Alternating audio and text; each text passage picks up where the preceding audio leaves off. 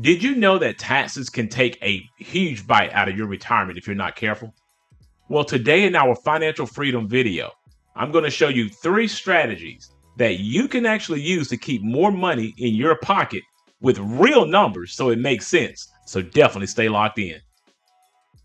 Hi, my name is Carson Graves, certified financial planner and president and CEO of the Retirement Education Center.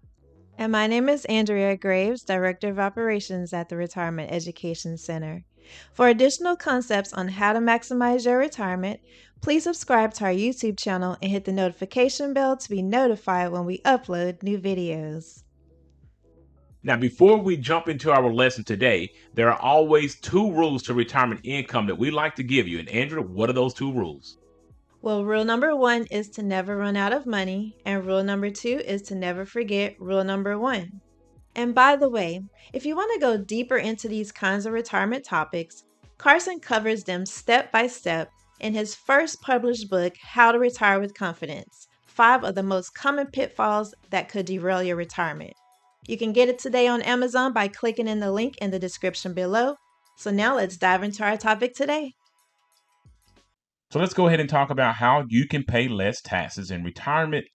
We're going to talk about 3 simple strategies here in today's lesson. The first strategy that you're going to want to consider to pay less taxes in retirement is doing Roth conversions. The key points here is that by converting a traditional IRA or 401k or any other qualified retirement account to a Roth IRA, you can end up reducing your future required minimum distributions. Of course, by doing so, you can end up paying less taxes in the future. One of the things to make note of is that if you're going to do this, you're going to be paying taxes now at today's rate, but all of your future growth and your withdrawals from a Roth conversion will be then tax-free later. But let's go ahead and take a look at a quick example of how this may play out in retirement. Let's just say you have John, who has a $300,000 traditional IRA, and he's the age of 60 years old. His marginal tax rate is 22%. John decides that he's going to convert $50,000 per year for the next 4 years into a Roth IRA. So here's what happens. John is going to pay $11,000 in taxes per year now at the 22% tax rate on the $50,000 that he's converting. But after he's done all of those conversions, all of the future growth in that Roth IRA is going to be tax-free. So what John has done here is that he has effectively reduced his tax exposure in the future, and therefore he may avoid some huge tax spike in any single year later. The second strategy that you want to embark upon when you're trying to reduce taxes in retirement is looking at the timing of your IRA withdrawals as well. The key points here is that you want to use long-term capital gains and qualified dividends along with using assets on your tax deferred accounts first, and you want to balance these withdrawals across all the accounts types that you may have in your portfolio. So you want to balance your taxable accounts, like a brokerage account, with your tax deferred accounts and perhaps Roth IRA withdrawals as well. So let's take a quick look at an example of this. Let's say you have Sarah. She has $100,000 in a brokerage account and $300,000 in an IRA. She needs $40,000 a year to live on. So let's go ahead and look at scenario A, where she's going to pull from the IRA first. Here, Sarah is going to withdraw $40,000 from her IRA alone, and she's going to be taxed at 22% on all of these dollars at an ordinary income tax bracket, and therefore paying $8,800 in taxes. In scenario B, Sarah decides to diversify her withdrawals. And so she's going to pull some money from her brokerage account first and sell $15,000 of her brokerage account for long-term capital gains, which is only going to be taxed at 15% and therefore paying $2,250 in taxes. And she's going to pull the remaining $25,000 from her IRA for the total of $40,000 at 22%, paying $5,500 in taxes now. So now she has a total tax liability of $7,750 versus the $8,800 from taking all of that money from an IRA.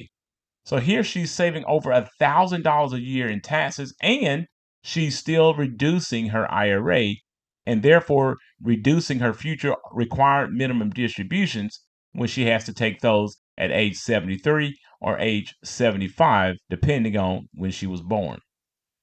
So the last strategy that I want to talk about today when it comes to minimizing taxes in retirement is to make sure that you know how to manage your Social Security taxation. The key points here is that Social Security taxes are based on your provisional income, and withdrawals from any IRAs or old 401ks or TSP accounts will increase your taxable income here. So by implementing strategic withdrawals from your accounts, you can minimize taxes on your Social Security benefits. So let's go ahead and take a look at an example here. Let's say you have Mike, he's age 65, he's married, and he needs $50,000 per year. So option one, Mike is going to take his Social Security benefit at age 65.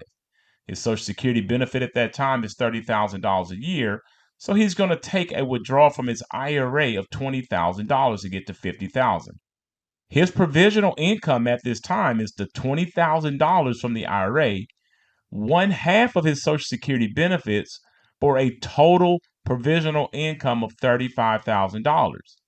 Now, because Mike is married and he does have provisional income between $32,000 and $44,000, part of his Social Security benefits are going to be taxed.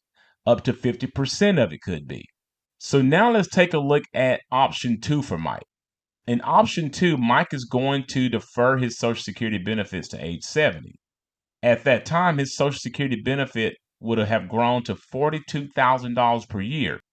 Between the ages of 65 and 69, he's going to withdraw the full $50,000 from an IRA. At age 70, here's what his provisional income is going to look like.